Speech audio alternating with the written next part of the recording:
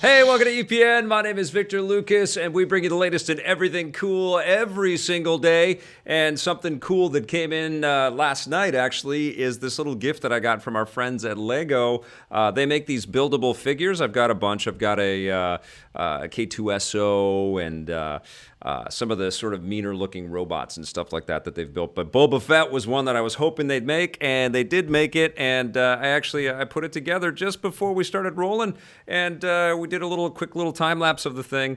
And they come together super quick, and they're super fun to build, and they look darn cool, especially the more robotic. I'm not super crazy about the way the people look, but the robots look cool. I've got them a little sort of bow-legged right there, but they're super flexible and posable, and they're fun to make, and that you can make them quickly. And if you have little kids that love Star Wars, they're going to love that. But let's get started. We got a great rundown and an awesome show for you today. All kinds of cool things have been going on. It's been a very busy week with huge movies to see and huge video games to play.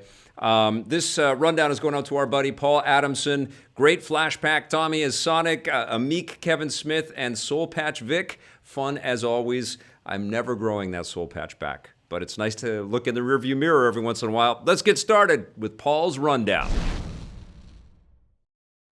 The Street Fighter franchise is punching and kicking its way to television. A new live-action TV series based on the fighting game franchise is in the works. Deadline reports that thanks to the success of the recent web series Street Fighter Assassin's Fist and its sequel Street Fighter Resurrection, the creative team behind the web shows has inked a deal to create a full-fledged TV series in the same style and tone. Like the games, the show will see iconic Street Fighter heroes like Ryu, Ken, and Chun-Li take on an international criminal organization run by the villainous M. Bison. No premiere window has been revealed. This is awesome. I think this is so cool. We're obviously going to start to see more and more people attempt to get into the video game adaptation space now that the comic industry is pretty much exhausted. They've got to get like a show or a movie for every single character out there. So they need to get into the video game stuff. And obviously Street Fighter's been interpreted a few times in the past. But I'm excited. I think this could be really fun. The effects are going to get better, and people kind of know what to expect. This is such an incredible franchise. So fingers crossed, but I am excited. Let's talk about our PlayerUnknown's Battlegrounds news for today. PlayerUnknown's Battlegrounds is about to get a lot smaller and a lot more fast-paced.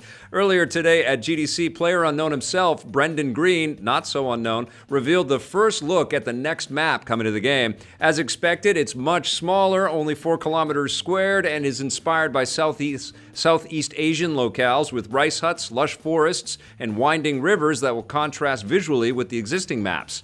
Making it smaller also means that the matches will be faster and more intense, which should also contrast with the existing maps. The new map is expected to roll out in the coming weeks. These guys cannot make maps fast enough. I think this is it now, man. I was thinking about it, even though like every game is going to start coming with Battle Royale, right? So we've got Fortnite out there, but the minute that, Star Wars Battlefront has a Battle Royale thing, and the minute that Battlefield has one, and Call of Duty is going to have one, I was thinking, the people at HAL Laboratories are probably kicking themselves that they've already named a game called Kirby Battle Royale, because they could have made a Battle Royale mode in Star Allies, and people would have been, you know what I'm saying? Like, Battle Royale is going to be the thing. I playing Sea of Thieves. I'm like, yeah, you know what? They're probably going to make a Battle Royale game in here. Last Pirate Standing. It's going to get intense. So PlayerUnknown and his posse, they've got to crank. And if they are getting bought by Microsoft or whatever, if there is going to be any kind of exclusivity thing happening for good, they are just going to be making map after map after map, because people are going to have all of this choice very soon. Now that their fight for survival is over, game maker Ubisoft is expanding. This is predictable. The publisher has announced that they're opening up 2 new development studios in Mumbai, India, and Odessa, Ukraine. This company is incredible. They're all over the place. The Odessa studio will work alongside the existing studio in nearby Kiev and will work specifically on future games in the Ghost Recon series. Meanwhile, Ubisoft hasn't said what franchises the Mumbai studio will work on, but they've been overseen by managing director Jean-Philippe Pichot, I hope I got that name right, who previously worked on Far Cry. The news comes just days after Ubisoft narrowly survived a hostile takeover bid by the media conglomerate Vivendi, which is the business form of Battle Royale, last company standing. And Ubisoft, I think, is going to be doing just fine. They keep expanding their studios and expanding their games. And I've been playing Far Cry 5. And I can't review it, I don't think. I don't even know. There's like 7,000 embargoes around this thing. But it's been making me very happy. I think I can say that. But hats off to Ubisoft. Congratulations. This is great. And I cannot believe the amount of studios they have all over the world. Over in the Nintendo front, one of Nintendo's most iconic creations is coming to the Switch, but not from Nintendo. The system is getting a pair of third-party Joy-Con controllers that will include a D-pad, the little cross-shaped buttons that had been included on every Nintendo controller before the Switch. The new Joy-Cons are being made by peripheral company Hori and will replace the existing arrow buttons on the left Joy-Con with the D-pad. I want one of these so bad. They begin rolling out this summer. Now, that D-pad is something that Nintendo kind of invented, I think, with the NES controller. They kind of invented it, and they got us accustomed to it. They improved it closer to perfection, I think, with the Super Nintendo. Certainly in your hand, it felt a lot better. Pulling off fighting moves and controlling any kind of two-dimensional character on screen has remained a little bit more enjoyable, a little easier to kind of manage with the D-pad. So it was incredibly strange for Nintendo to take this sort of move into these 4 buttons. And I know a lot of hardcore fighting game fans that picked up the Street Fighter software that Capcom released, the Ultra Street Fighter 2 Turbo Extreme 64 edition or whatever it's called. With more Street Fighter coming to the franchise, with more or to the console, and with more Mega Man and all kinds of really cool sort of retro stuff, it makes perfect sense. And this is Hori, right? Yeah, is it? Yes, Hori.